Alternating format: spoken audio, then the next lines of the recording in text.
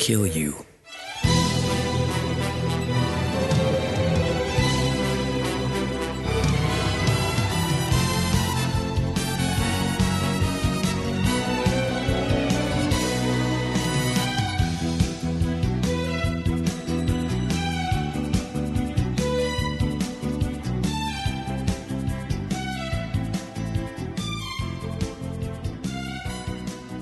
Hey everybody, and welcome back to Zaku Talk, this season, G versus Wing. I am your host, Patrick Skeyhill, and my host over here is Bobo Slim Jambo. What's your real name, though? My name is Bob Skerry. I'm a voiceover artist. My face just went through several phases of concern as Skeyhill introduced me as such. You can find me on Twitch, Twitter, Instagram, etc. By my handle, Bob Skerry VOA, and you can go to bobskerryvoa.com to listen to my voiceover demos. So please do that and maybe hire me. And of course, minding our audio boards today, as always, is Lev Van Rensselaer. All right, and this week we're going to do episode 20 of both G Gundam and Gundam Wing. But first, Bob, how was your week been? Week has been a lot, to say the least. I am in crunch right now trying to get a bunch of flavor stuff written up for another project that's under my belt. Besides being a voice actor, I'm also apparently a game dev now for role-playing games. So I'm having to work on some flavor documentation for a supplement, and I am working on several shows on other people's Twitch channels right now. So having to learn a bunch of different ways to develop my acting skills. What about you, Skeyhill? Yeah, a whole lot of production coming up soon for me in the film world. So I think over the next two and a half months, I'll probably be working on bringing 8 different projects into production. So it's going to be very busy. They're all very short projects, but time consuming. There's a lot of meetings and red tape you have to go through now in the quarantine age. And then I've also this week working on attracting. We've got enough materials now where we can begin trying to attract producers to my big quirky animation project, which you can kind of sell on its uniqueness, but some people might stay back from based on the subject matter, but we'll see how that's going. Yes, and other than that, not too much interesting. This weekend, I also get to attend my first mini film festival as a member of the Hollywood Foreign Press, the Shanghai Shorts Festival. I'll be watching maybe about 10 short films from China. And then going to a Q&A later tonight with some of the filmmakers. So I better hear from this point forward as you continue to do these shorts, a favorite to be eyeing out for, because there are a lot of shorts that are great films that people don't end up getting to know about unless they hear it through hearsay. I still reference The Sandman from 1991, which was a short film done by the person who would eventually be the lead, the actual director for Nightmare Before Christmas, not Tim Burton. Tim Burton was an executive producer. Or The Cat with Hands in 2001, which is an awesome, terrifying thing that I would not have known had it not been passed down to me. So let me know. Yes. All right. So G Gundam episode 20, Bob. What's going on in that one? Episode 20, George, Beat the Nightmare, or in Japanese, Giorgio, Akumu no Uchiku Dake. Practicing with his butler, George is haunted by a massacre that occurred in the Neo-France colony a year before. He was fighting a fellow candidate for the 13th Gundam fight, Jean-Pierre Mirabeau, when the king refused to acknowledge Mirabeau as the winner due to his unfair tactics. Attacking the king, George attempts to stop him, but in the process accidentally deflects the missiles into the audience, killing everyone. George feels guilty, and his will to fight has withered. His butler, Raymond, tries to help him out, asking Domon and Rain for help. George overhears their conversation and fires Raymond for explaining the events to them.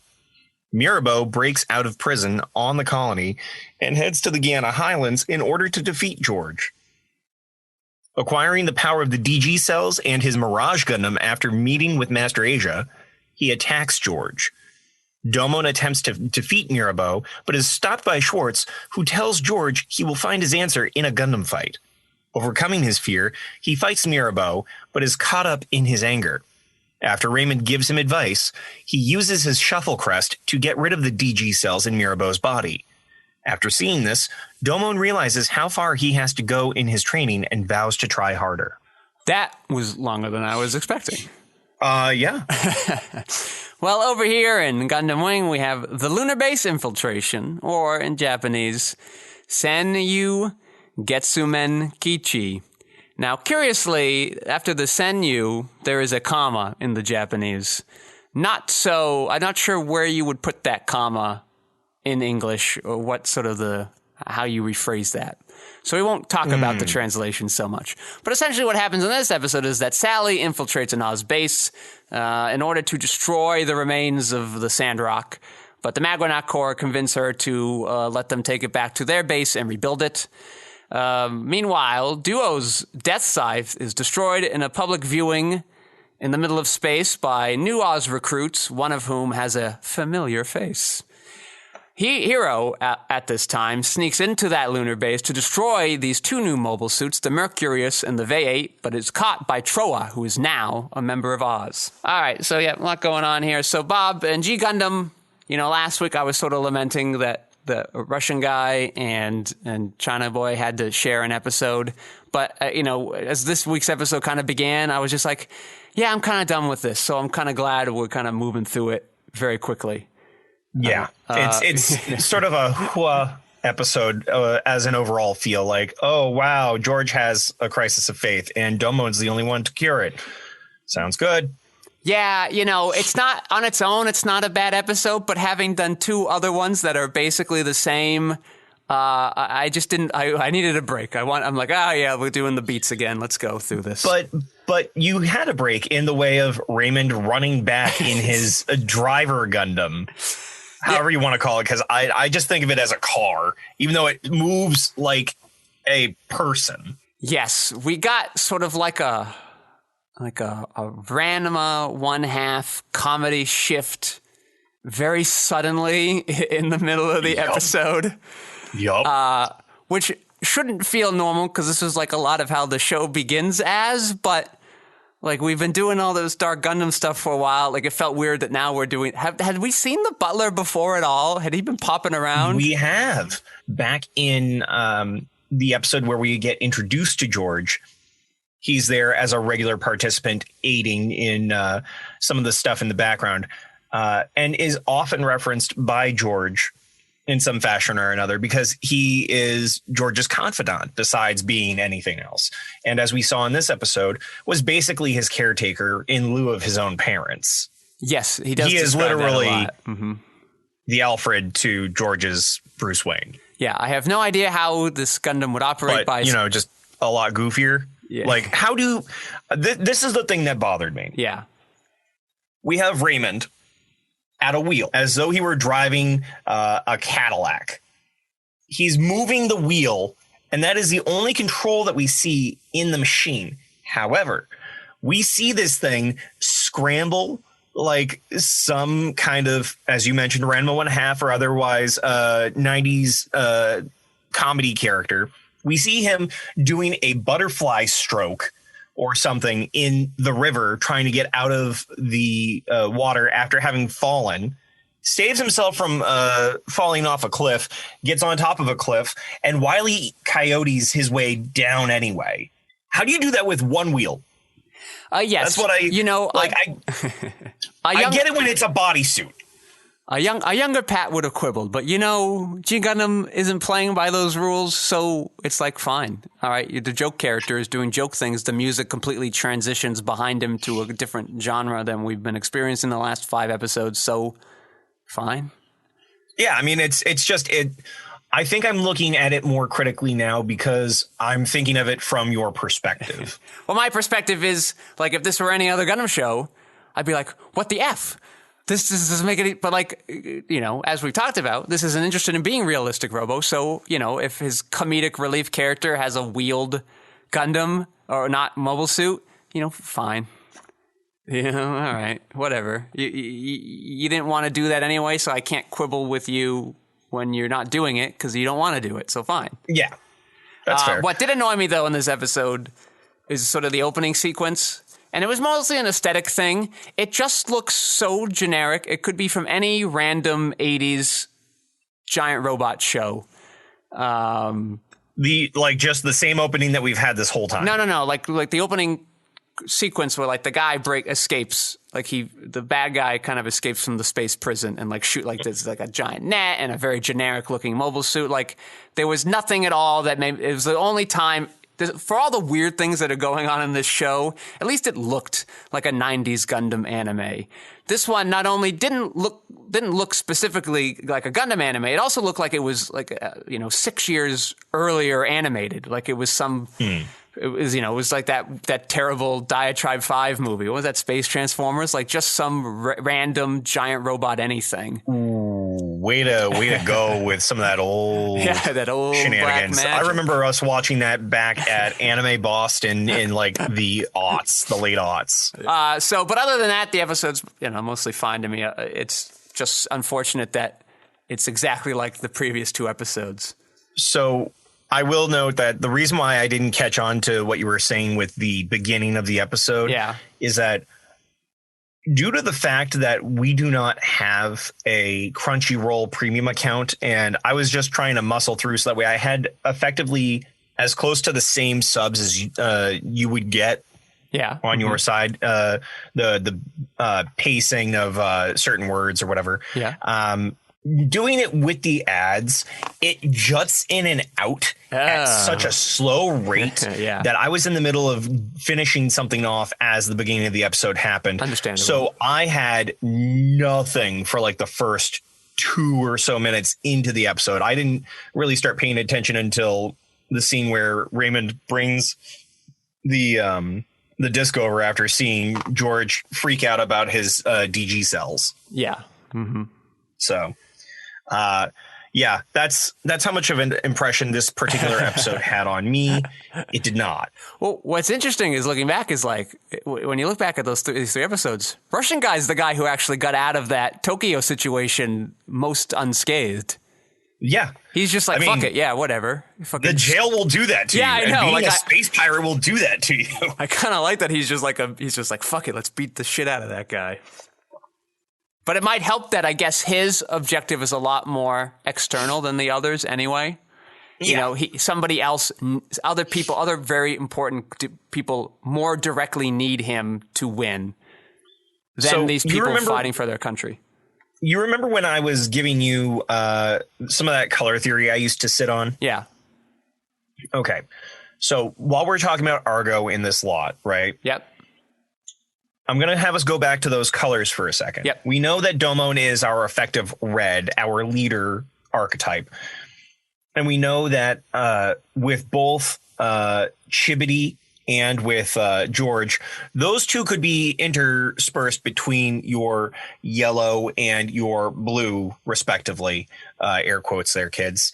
In that they are definitely on either side of our main person in terms of their skill. And then you have your other two, who I'm going to, even though Saisashi has like a yellow suit and everything, we're going to call him a green. Yeah. And we're going to call Argo a black. Mm-hmm. The archetype that I am seeing here is that typically when you have those two on a team, the green one, not Tommy, the Dragon Ranger Burai, not any of that. All right. Green is typically in Sentai and should be from what people remember after watching a bunch of Power Rangers that start introducing green more often. Green tends to be more a comical character, especially when placed against black, who tends to be more of a mature type, a mentor of sorts, someone who plays the smart role in a series where blue might not.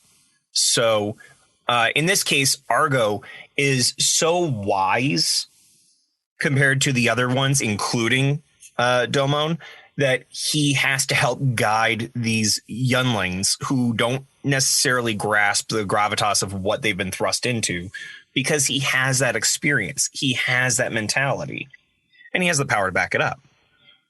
So that's why it's important for us to acknowledge that each of these characters in our 5-man team has a role to play.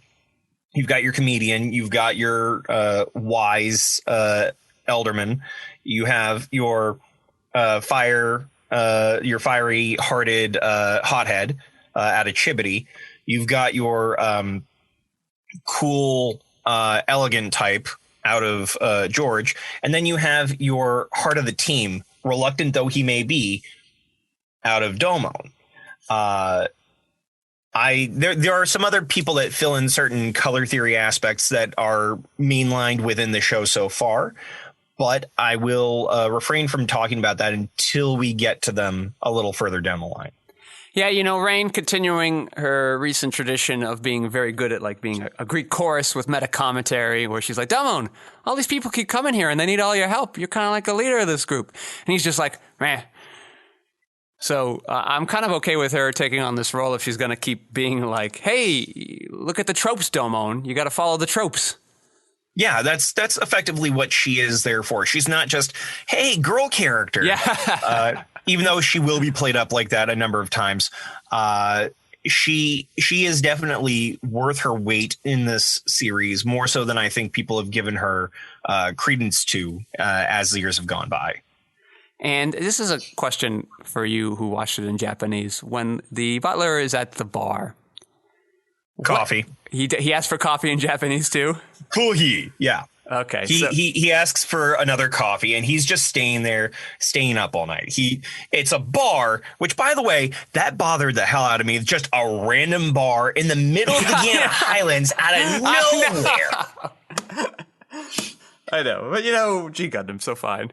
I just wanted to know if they were playing, if it was meant to be a joke, or they were like, we can't have somebody order beer in this children's show. If I had not heard Kohei myself, and for those of you, it's just the Japanese loan word that they're using, coffee, they will call Kohei, because, and this is another little mini Japanese lesson for the people at home. If there is an F to be said, the F is more like if you're trying to blow out a candle and you get that HF sound. That is the sound that you should be making whenever you see an F in Japanese. Yes, Bob's fun with phonemes. Oh, I like that. I like that little corner. Bob's fun with phonemes. I start pulling out puppets. Yeah. So the interesting thing in this episode, though, is kind of this depiction of what at least France does, but what maybe a lot of nations do, is like this national level of tournaments where they determine their fighter. That is, I like seeing kind of the mechanics behind how this tournament functions on a micro level and how these nations are kind of dealing with it. And it brought up some interesting ethical questions where it seems like his opponent, like it feels like French guy lost, but like his opponent was like dirty and underhanded in winning, that the nation didn't want him to do it. And that brought up an interesting ethical question of just like, I don't know, was that like part of the rules? Was he technically the winner and they just didn't like it and they changed their mind? Like, how would the people feel when you've set up what the structure is and then change it suddenly? So as I took it, because this is one of those take it with a grain of salt, we're not going to go into the depth of the French specific national tournaments there. Each nation appears to try and get someone to pilot on their behalf that seems to be a representation of the nation as a whole.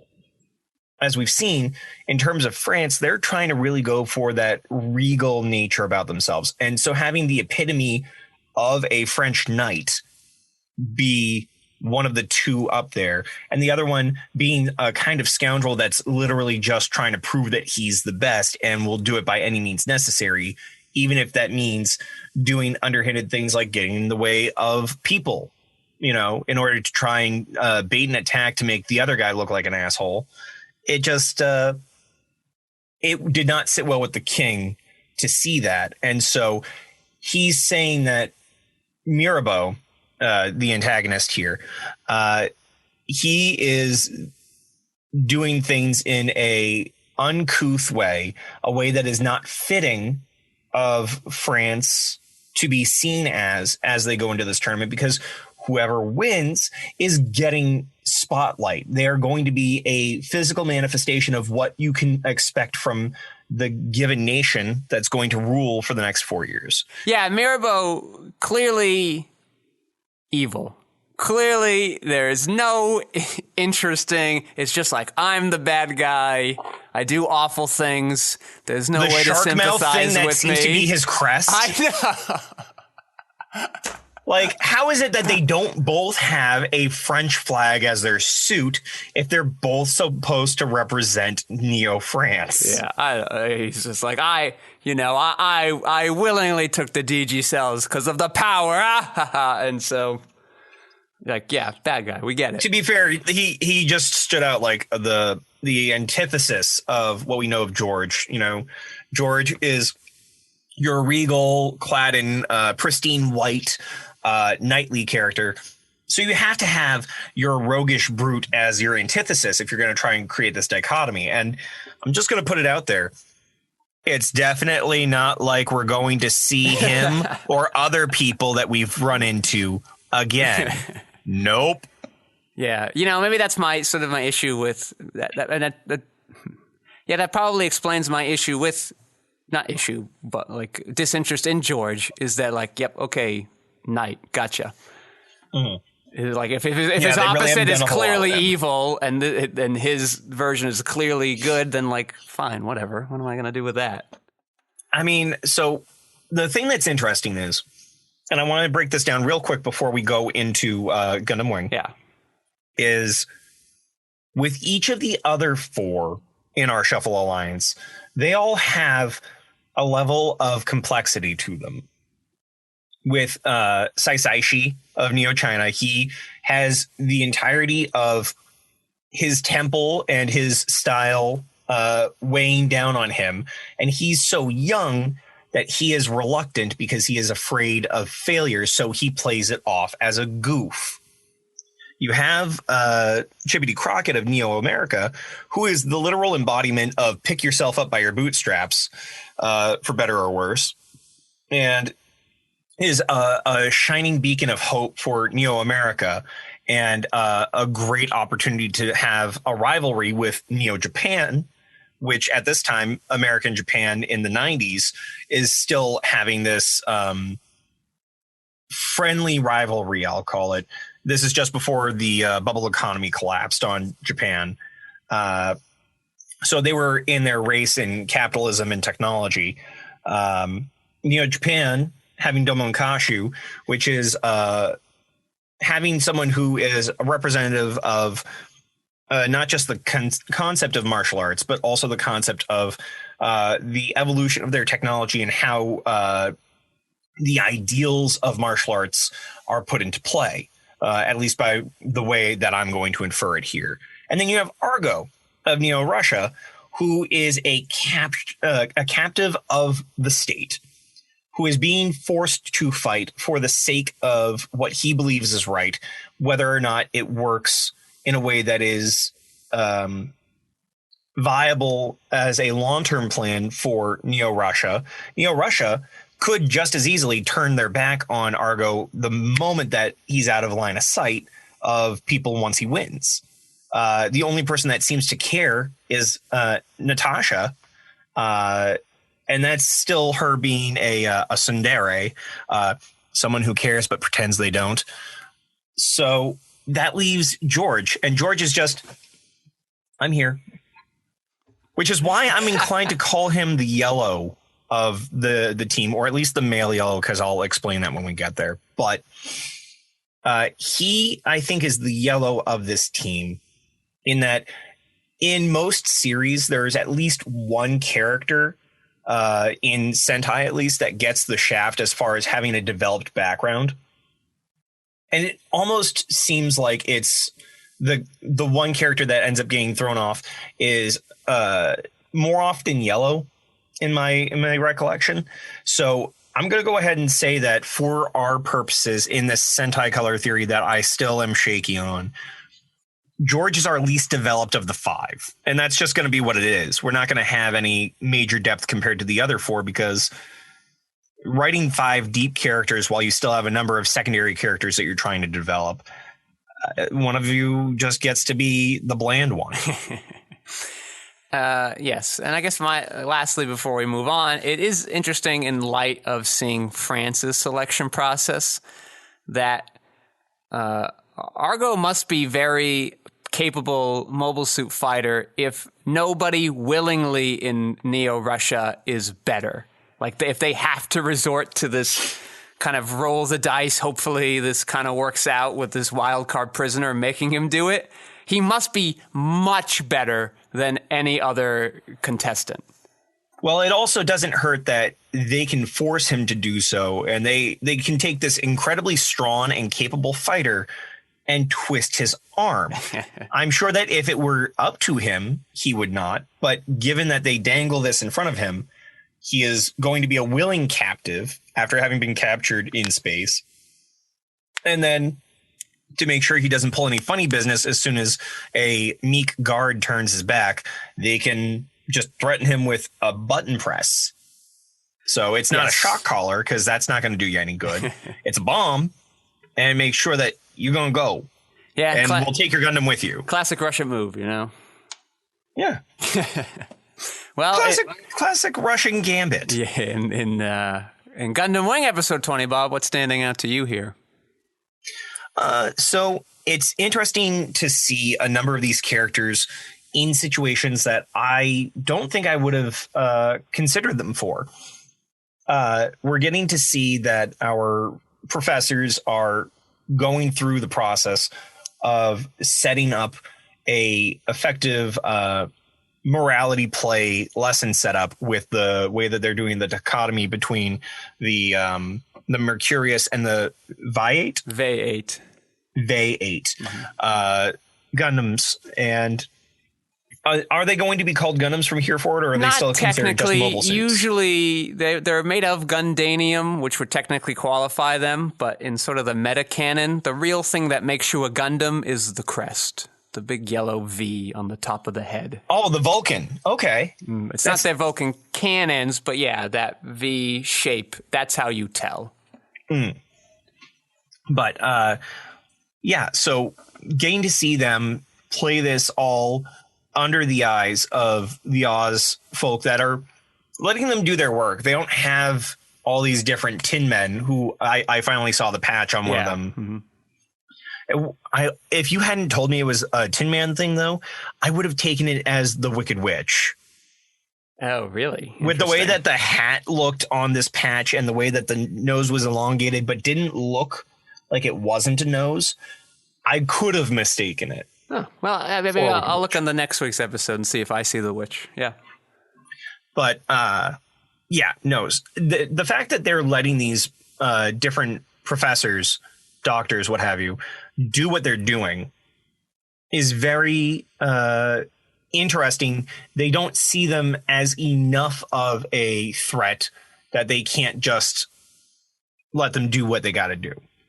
I thought that seeing this dichotomy in Lady Yoon's mind and seeing the first of what I will assume to be several mental breaks occur was fascinating.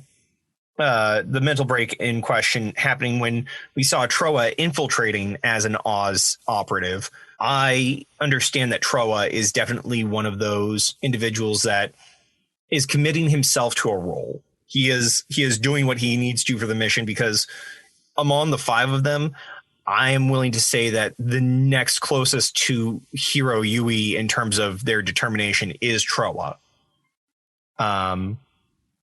I feel like it was a bad move on Duo's part to scream in the middle of what was effectively a Times Square knockoff about the loss of a Gundam among the several people on the station that would be so confused as to why he is crying over the loss of the enemy.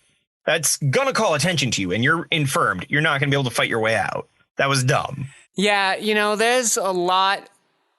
Why I like this show so much is where everybody kind of ends up at these stopping points. If you were to chart out either episodes and transitions and stuff and plot points. Like, I like where we get at these various places. I don't always like how we get there, which is, I don't often I'm not often a proponent of remakes and stuff. I think we remake too many things that didn't need them. Because we're doing it because they're successful. Nobody wants to remake a mediocre thing to make it better, though I think that would be more interesting to try. Yes. And so, this duo thing, we want to know about this attachment to Gundams, which was sort of the thing for giant robot shows in general in the 90s, was this sort of familial bond with them and like feeling like they were part of you. And we've seen Catra thank Sandrock and assuming that Sandrock wanted him to escape before it self-destructs. And so just like we saw that the Death Scythe seemingly did not allow for the kill switch to go off while Duo was inside. So these characters care about their mobile suits a lot. As I've already talked about, Wu Fei has in part assumed the spirit of his dead wife is in his mobile suit. Like, there's a bit of a mysticism to it with those characters.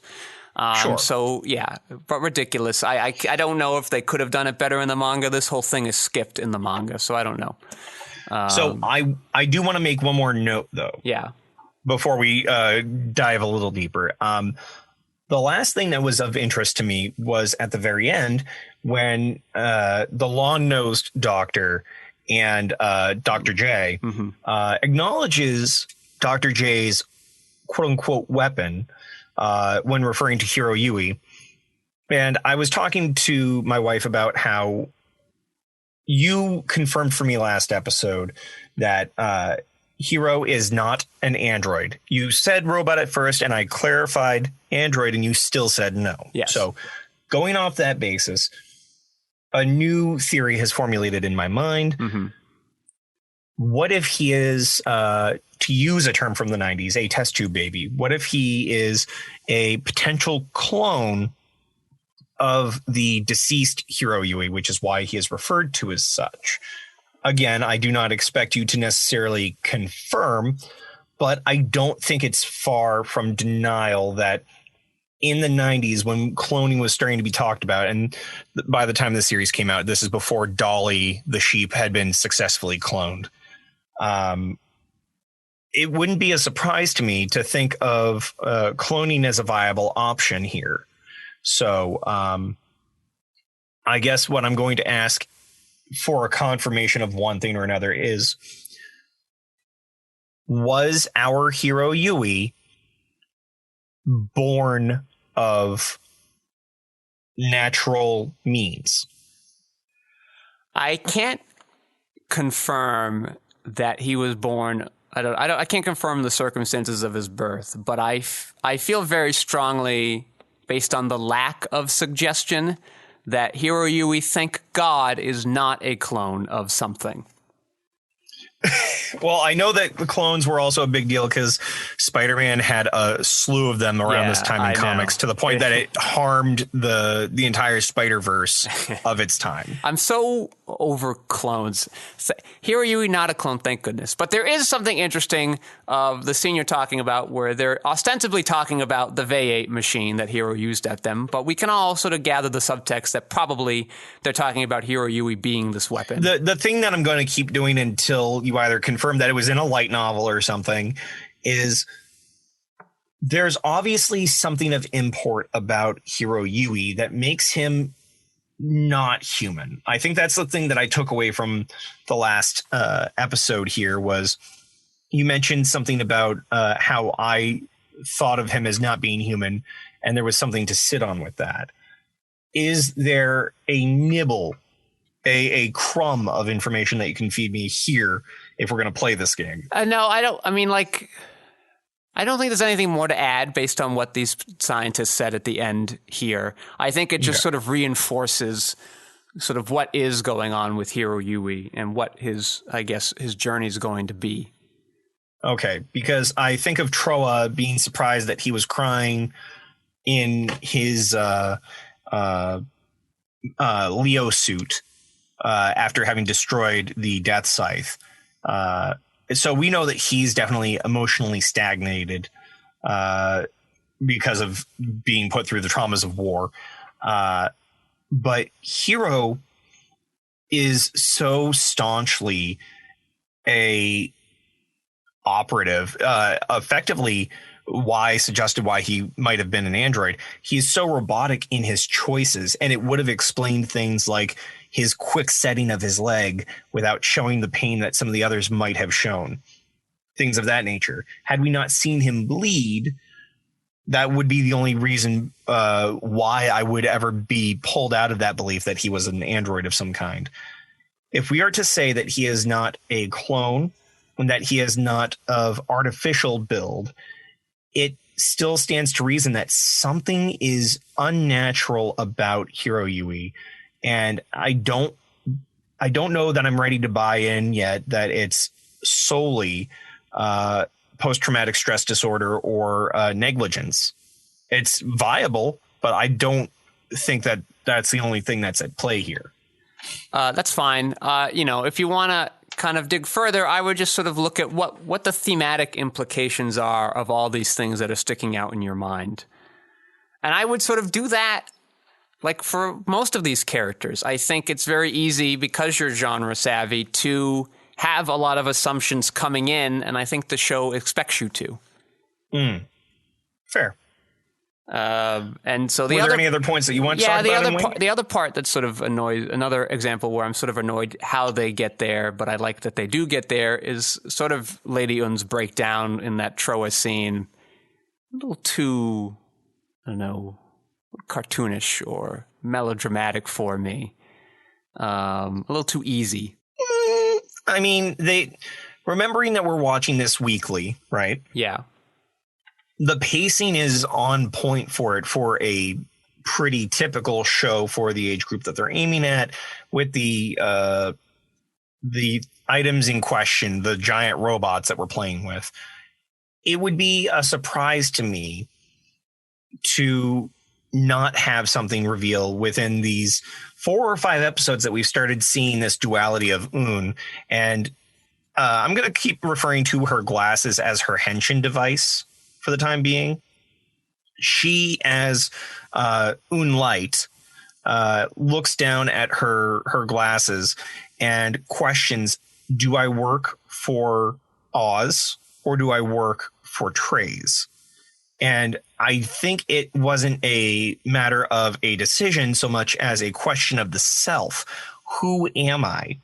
Am I the entity that I am right now, or am I the entity that wears these glasses? No, I think it's a reframe of what her personality split is torn between.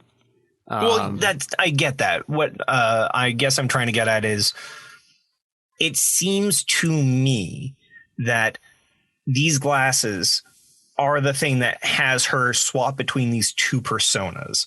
And I'm not convinced yet that it is of her own volition. She is going through the process as a way of muscle memory with the aid of these recruits.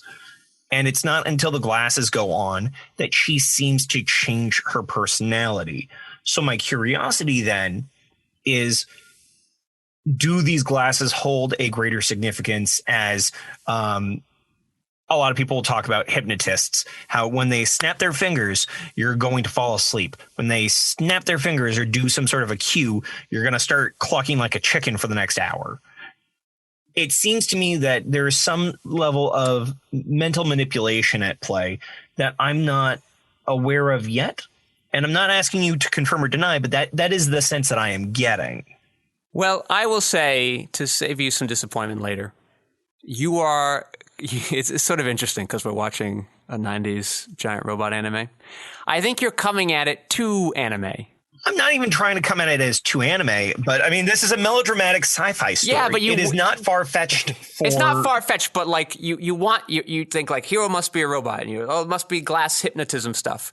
But so I'm just saying that, like, try to stop finding those things because they're not going to really be there. I hear you, and I will do my best to heed that advice. Yeah, it might be a little disappointing for me, but I guess my curiosity is, why allow for this melodrama to exist in the first place then? Well, I think that's the importance of why she's rephrasing, do I work for Oz or do I work for Treize? Because up until this point, we, the audience, have no reason to think that they're distinguishable. I guess. I don't wholly agree with that, but rather than stay on this particular topic for too long. What would make you disagree with that? Treize is not Oz. That has been clear since some episodes back, even before the active betrayal of the Romefeller Corporation, Society, what have you.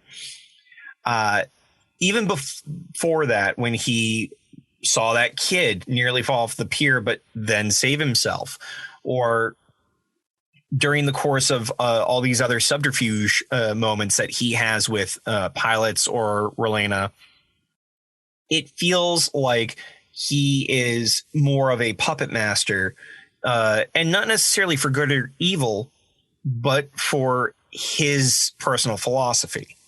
That has been made clear to me. Oz, as a group, stand for a equal but different philosophy that is prone to changing due to human error. So do we trust in a single person and aid that person in what you believe to be a fully plotted and infallible philosophy? Or do you go with a group of people and then find that little by little the philosophy has to change to the point where it just goes back into the cycle of war? So who do you think runs Oz?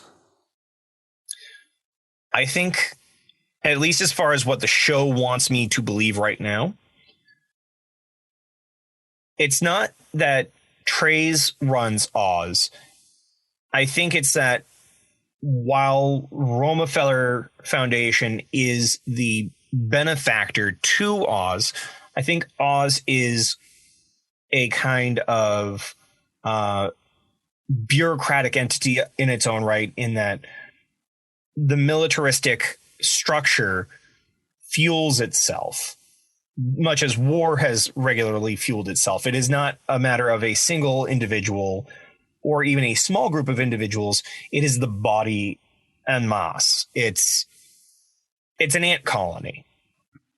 So I think this is the problem that Lady Yun is having with this mental breakdown, because, you know, of what the natural momentum of changing times does to a bureaucratic's goal versus whatever Treize has been philosophizing about in his head and to her.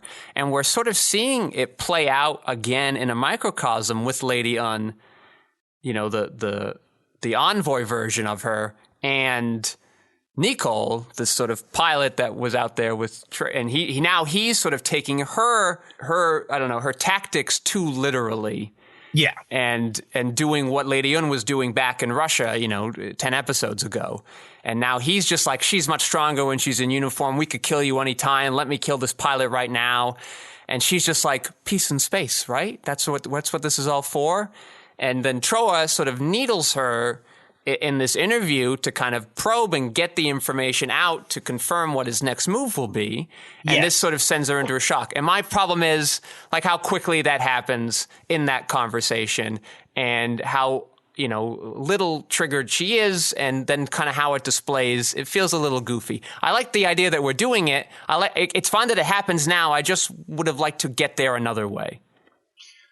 I think it's also because I want you to take a seat with me for a second here. Let's take a seat. I want you to think of what dramas were like in the late 80s through into the early 90s. Mm-hmm. I want you to pick any one of them. I'm gonna throw out a few ideas here. We're talking about Murder, She Wrote, Dynasty. We're talking about Beverly Hills 90210, and a few others in that vein. Every one of those is a kind of melodrama that relies on a little bit of comedy to, you know, just kind of break it up here and there, but overall has a weight on it. And you are trying to find the things yourself. You're trying to pick at the things, but from the safe veneer of it being a television show, a serial.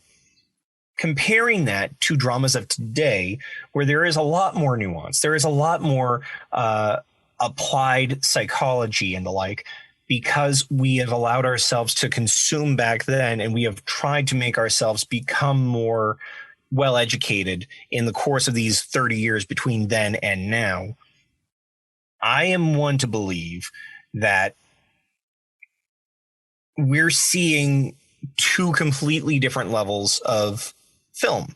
It's no different than if you were to watch a TV show like The Outer Limits and compare its 60s version from its 90s version.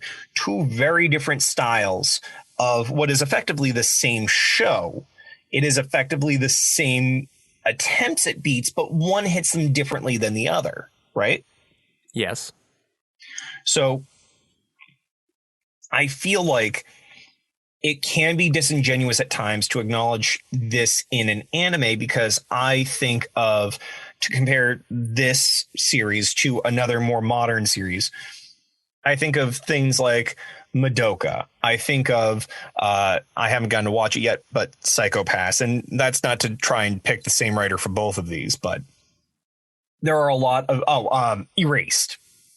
There are a lot of these series that do go into the nuance and minutia of the human experience that we would not have done, or at least not have done as well, in the same timeline that Gundam Wing resides. I'm not sure how to respond to this, because most of what you listed I do not like or respect. I think the 80s was a dead era for television. I think even modern TV shows, it's sort of overstated how kind of nuanced and subtle they are, because I think they're not really. I think they're just more than we're used to. Television really can't do that. It's not even that you come in every week anymore, because now you stream it. It's just like advertisers don't want you to do that because you turn off too much of your audience. It's sort of the problem that TV will always have until the end of time. So then I suppose I have to ask, with a story that is serialized, what can you compare the arcing of this story to in a serial that does what it's attempting to do slightly better? So I don't know. Like my problem again isn't with the arcing per se. It's just these little things that we do to get there that don't always feel honest to me. And you could say, well, you know, it's a product of the era, and that is true to a degree, but I hold Gundam usually to a higher standard because its predecessor sort of did come in and reinvent everything and said, haha. And so it had sort of a good tradition of doing that. And even for as much as I, am not always on board with G Gundam, it itself was an attempt at reinventing its own metaverse and doing things very differently. And so there's an element of trying there that I can appreciate. And around this time, Neon Genesis is coming out and doing these crazy, wild things that often feel more believable. And so I just, as I look at this story, like I do with G Gundam, and think, what if we were to retell this, how could we make this better? This is a moment where I go like, we need to find another way. It's not ringing true here. So like, how do we kind of clean it up and fix it and have it be a little less silly? And that's just an area I would look at and be like, there's got to be a better way. That's fair. And I think that's probably the best that we're going to get at this point. We're only 20 episodes into what is roughly 50 episodes each. Yes. Mm-hmm. We're not even at the full halfway point. No, a lot more shows happening in both shows. So we'll be ready to go. Let's come back to this seat. I like where we just sat down. So, but let's get up and start talking about the way we go. Yeah. What you got for this week's Way We Go, Bubbo? Well, I think one of the things that came to mind, and I'm trying to remember how I phrased it in my head. We were talking about how that's what it was. In Gundam Wing, we were talking about the mysticism of applying persona to a machine, an object. anthropomorphizing and giving life to objects is not uncommon, especially in children. And so that brought me here to the question, do you recall ever having applied a persona to something that clearly would not have one? The idea that like Johnny Five in Short Circuit or something to that effect. Wall-E for the kids out there who don't know what the hell Short Circuit is. Which it was effectively the same thing, by the way. Just want to put that out there. But yeah, so have you ever done that? I do it all the time. I still do it all the time. I'm sort of notoriously guilty of it, and mostly because I trust them more than people, and I'm around them more than people, and we become buds, you know? Yeah. Well, I mean, not only that, there is a comfort in one having some sense of control. If you're a person like me, where if a deck of cards of mine dropped on the floor, I yell at it, "What did you do? I left you there for 5 seconds." Something as simple as that versus apologizing to a thing. If I accidentally bump into something, I'm inclined to apologize to it because I don't know if it's an affect of being the weeb that I am, but in Japan, at least in their Shinto belief, the kami as a word is often related to God, but kami is more spirit than God. And everything in the world has a kami, a kind of divine spirit that lives within it or presides over it. When you see a rock, there is a rock kami that is associated. The trees, your house, everything has a spirit associated to it. And it is important to be able to acknowledge those spirits for the sake of a better, more mindful life. You can take that as a literal, oh man, spirits are around, oogity boogity boogity. But you can also look at it as mindfulness, being aware and taking care of the things around you. And so I feel like no matter what is around me, I try to give the acknowledgement. If people remember all the way back to episode 8 or so, when I talk about acknowledging or not acknowledging, I feel like acknowledging the things, the creatures, and most importantly, the people around you is important. So if I have to give a persona to my candle as it gets ready to drop, I'll do it. And I'll say, "Oh, I'm so sorry." But I mean, I'm also going to yell at my computer when it's not booting up fast enough because I'm an anxious person. Yeah, I think it doesn't sound that indistinguishable from God. So I can understand why they can be used interchangeably. Yeah.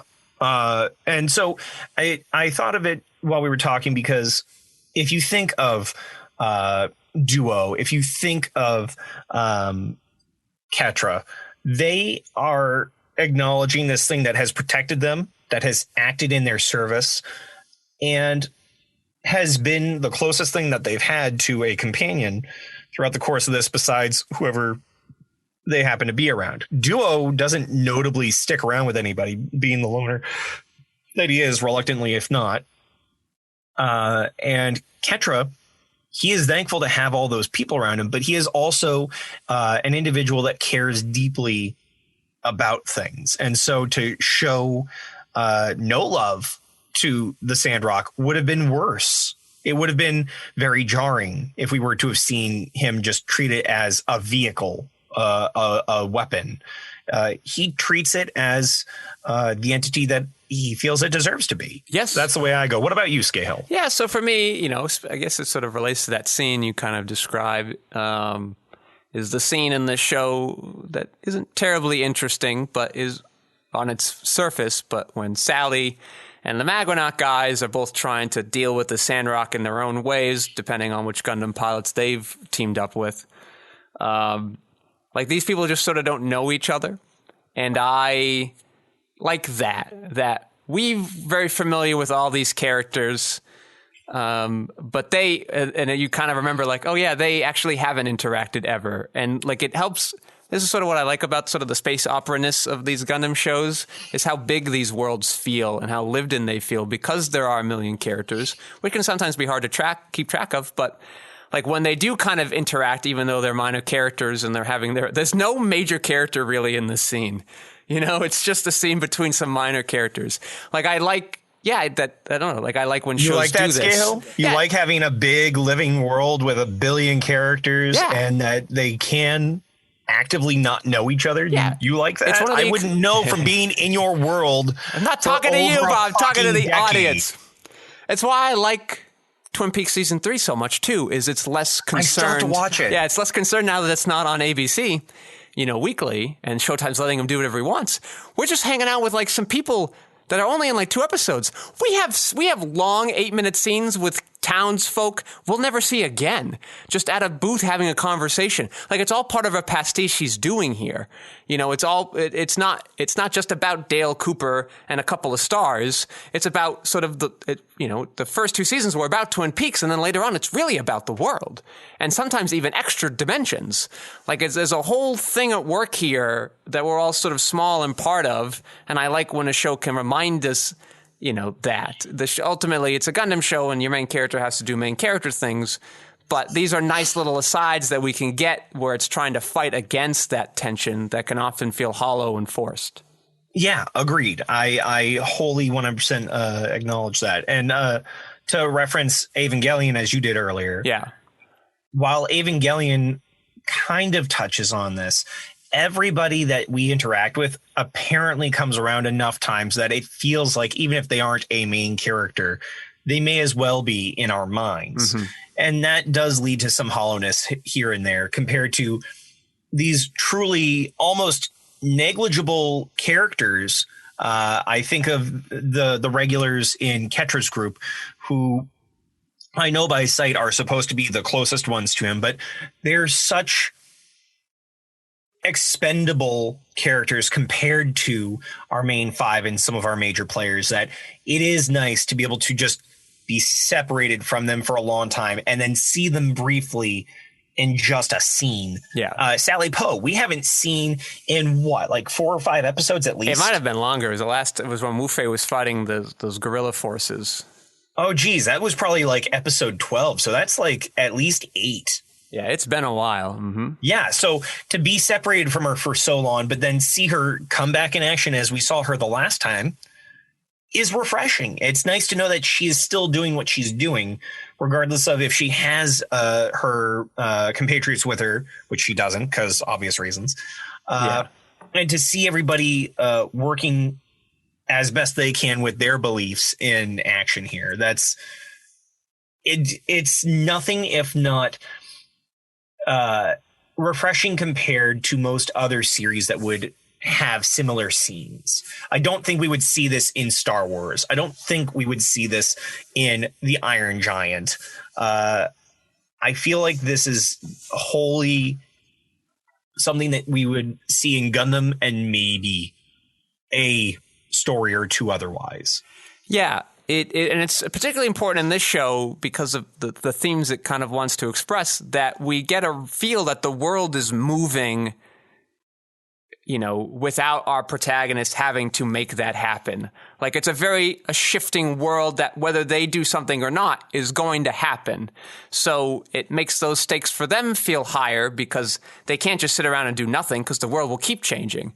The bureaucrats of that one particular place that we spent a good scene with. Yeah. No named, non-body individuals that we know are of import and are making choices that whether or not they're being pre-calculated by Un and Trey's and whoever else. It's interesting to see that there are these mental and emotional truths to trying to conglomerate society that if played in a certain way will always come to a certain result. Yes. And I guess one last interesting note, because you brought it up with Evangelion, I think they actually wanted sort of the opposite effect, which is why they focused on it less. I think they wanted that world to feel small and lonely and isolated. And I think a lot of it plays out in their sound design, and a lot of it plays out in their editing and pacing. But the reason for that is because Shinji's whole journey is that he feels alone. And so you don't want that, there are elements of like the world moving on without him and him not feeling capable to engage in it. But part of that also is sort of being an echo chamber for that loneliness. And so since the journey is, kind of the merging of all souls at the end of the show, it would make sense then you would want a less populous and a desert-like city. So you would then put less emphasis on the stuff that Gundam Wing does, which is sort of the opposite. That's fair. Yeah. Yeah, okay. So let's go now to the nerd corner. Hi, Bob. I have a fun one this week. So, maybe like 10 episodes or so ago, maybe even more. Maybe it was like episode 3. I'd finished a book called The Passion of David Lynch, which was sort of a feminist look at David Lynch's films for the first half of his career, which is actually the bulk of his films. So I finished sort of the follow-up book on that by the same author, Martha P. Nochimson. Called David Lynch Swerves, which is about his final 4 films that begins with Lost Highway. She refers to them as his second stage films, where he takes, but now it's no longer really the feminist viewing of it. It's now a viewing of it through quantum mechanics and sort of that kind of minor physics, or that small particle physics that happens in the world we can't see, and sort of explaining how Lynch is using those movies to describe these topics, whether he knows it or not, because he's very interested in the world not being as it appears to us, scientifically in a Newtonian sense. But, you can even see sort of small bits of that in things like Blue Velvet and Twin Peaks, of course, but they're much more profound in Lost Highway and Mulholland Drive and Inland Empire. She sort of forces it a little bit on the chapter dealing with a straight story. I don't fully buy everything she's putting there. But the book is also notable for having both her interviews she did with David Lynch about these films, but also her interview, a very lengthy interview she does with an actual physicist about some of the topics that she's writing about and trying to ascribe to these films. And the good news is he's also a Lynch fan as well.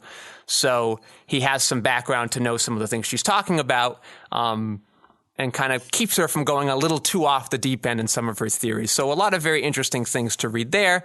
David Lynch Swerves by Martha P. Nochimson. If you are a fan of kind of film studies or just Lynch in general, a great read. Bob, what do you have this week?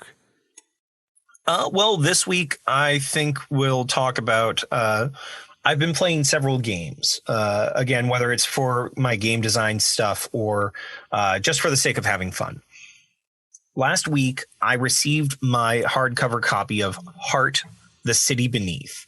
It's a game made by Grant Howitt, who is well known for making a bunch of one-page RPGs, such as Honey Heist or Crash Pandas. It is a story that is set in a pre-established world with a game prior to this called Spire. But Heart is about the delve into this world, going beneath the surface physically, but also trying to go after this thing called the heart itself. And that's a potential tear in the world. It could be creativity made manifest or what have you. But as you delve through this sickly, visceral, flesh and blood landscape, you're also delving into the primal and the dark and the inescapable truths of existence. And to be able to play this kind of dark storyline, and I'm not saying it as like, brooding, grimdark, guns a-blazing.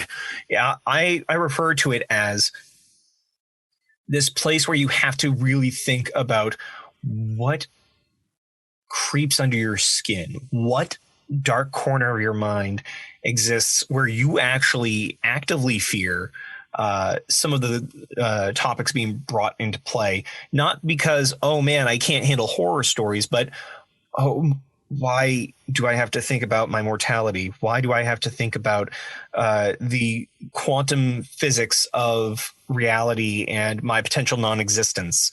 Things of that nature.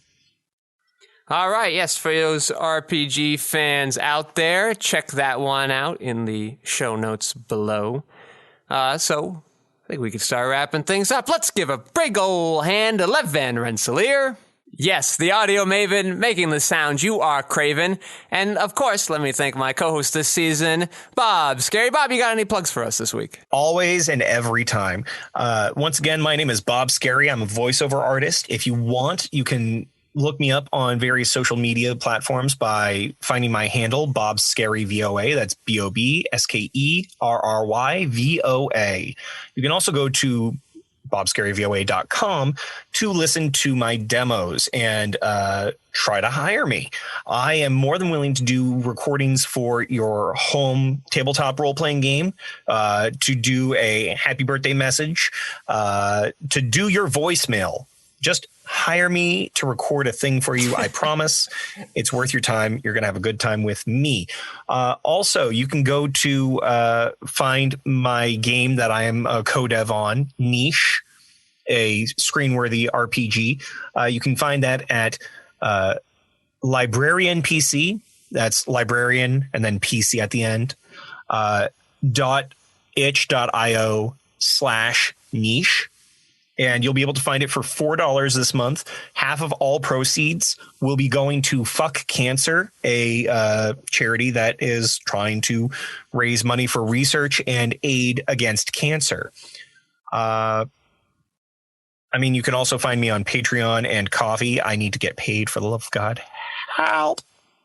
What about you, Scale? Well, I am your host, Patrick Scale. You can find my features, documentaries, shorts, animations, video essays, behind-the-scenes footage, and so much more at quixoticunited.com and presumably of social media of a similar sounding name.